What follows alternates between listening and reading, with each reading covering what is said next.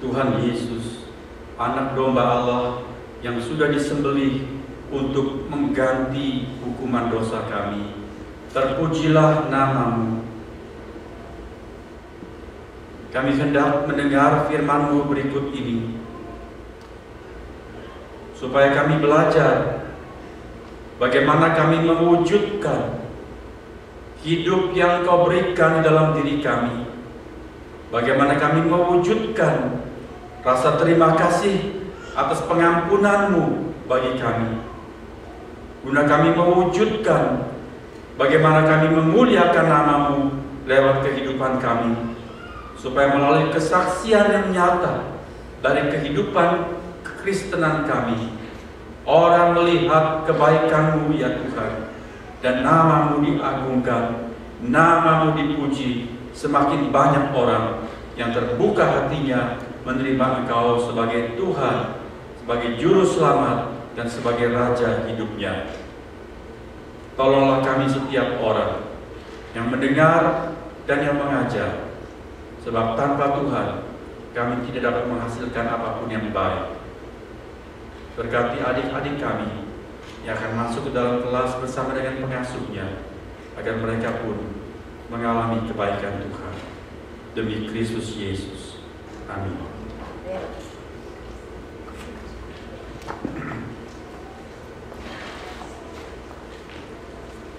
Saudara kekasih Tuhan, marilah bersama-sama kita membuka firman Tuhan dari kitab 2 Korintus atau surat Korintus yang kedua, pasal yang ke-8, ayat yang pertama sampai dengan ayat yang ke-5.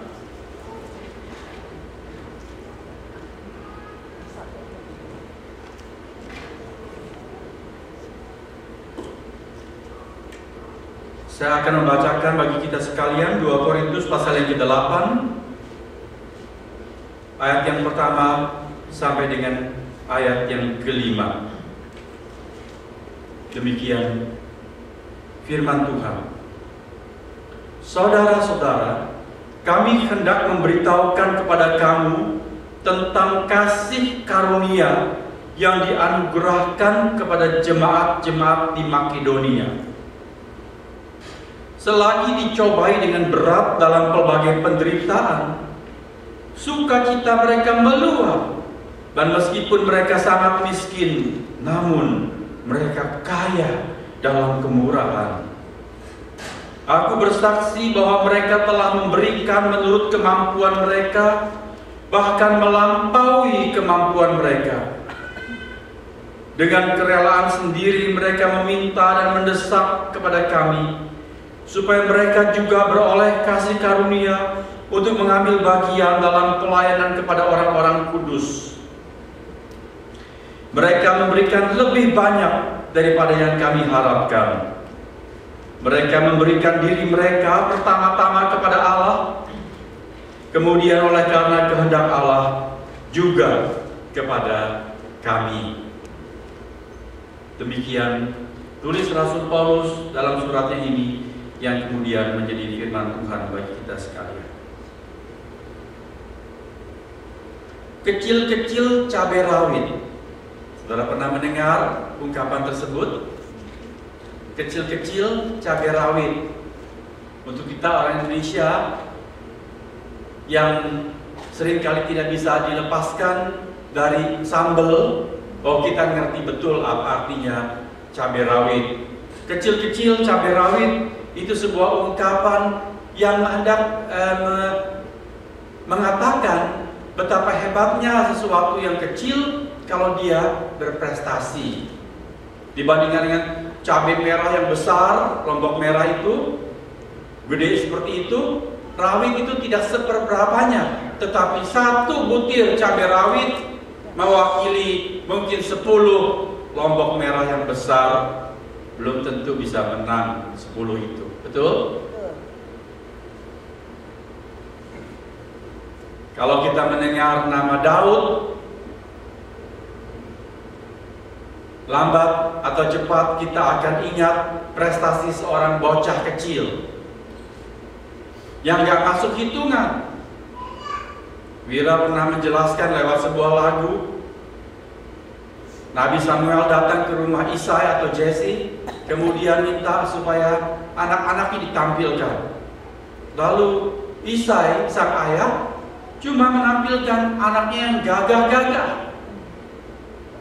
Tetapi tidak ada satupun yang dipilih oleh Allah. Lalu Samuel bertanya, apa cuma ini anak-anakmu? Oh, masih ada satu, tapi dia masih kecil, masih bocah. Justru Nabi Allah berkata, panggillah dia. Dan ketika Daud tampil, Samuel mendengar bisikan roh dalam hatinya, inilah orang yang aku pilih, orang yang berkenan kepada hatiku. Urapilah dia untuk menjadi raja menggantikan Saul. Daud yang bocah yang dipilih oleh Allah. Lalu Daud yang bocah ini yang mengalahkan Goliat sang raksasa. Tuh, kecil-kecil cabai rawit. Betapa bangganya hati Isai sang ayah. Dulu dia tidak memperhitungkan Daud, tetapi ternyata Allah memilih Daud. Kalau saudara atau saya kita punya anak atau cucu, waktu dia elementary school, dia skip beberapa grade. Lalu ketika dia berumur 11 atau 12 tahun, dia sudah di college. Bahkan masih usia belasan tahun, masih baru 14 mungkin dia sudah di university. Saudara bangga tidak? Itulah kecil-kecil cabai rawit. Kalau anak atau cucu kita masih kecil, tapi bisa merebut piala bergilir, kita bangga setengah mati. Kalau masih kecil, recital piano selalu nomor 1, kita bangga luar biasa. Kecil-kecil cabai rawit. Grassroots Community adalah sebuah jemaat yang kecil. Bulan Oktober adalah bulan anniversary kita. Kita merayakan di salah satu hari Minggu setiap bulan Oktober ulang tahun jemaat kecil ini. Saudara, apakah Grassroots Community yang kecil ini juga kecil-kecil cabai rawit? Hari ini dalam rangka menyiapkan hati kita untuk bersyukuri berkat Tuhan selama 3 tahun. Saudara lihat, kasih setia Allah tidak pernah berubah. Dia yang memulai, dia menyempurnakan. Dia yang memulai, dia memelihara. Dia bertanggung jawab. Mulai dengan 9 orang dewasa. Kita belum banyak, tetapi sudah tidak 9 lagi. Allah memberkati dengan caranya, slow but sure. Lambat tetapi pasti Allah membuktikan Dia itu memberkati. Amin. Dalam rangka menyiapkan hati kita mensyukuri berkat Tuhan, kita mau belajar di sebuah jemaat kecil, yang kecil-kecil tapi cabai rawit, bukan gede-gede, gede ubi yang lembek. Jemaat Makedonia. Paulus adalah seorang rasul agung. Dia seorang pemimpin besar, pengalamannya banyak, namanya terkenal di mana-mana. Dan bukan cuma nama besar, memang karyanya juga besar. Bayangkan, satu orang menulis paling sedikit lebih dari separuh kitab Perjanjian Baru. Betapa luar biasanya orang ini. Lalu orang hebat ini mengetengahkan sebuah jemaat kecil untuk menjadi contoh dan suri teladan.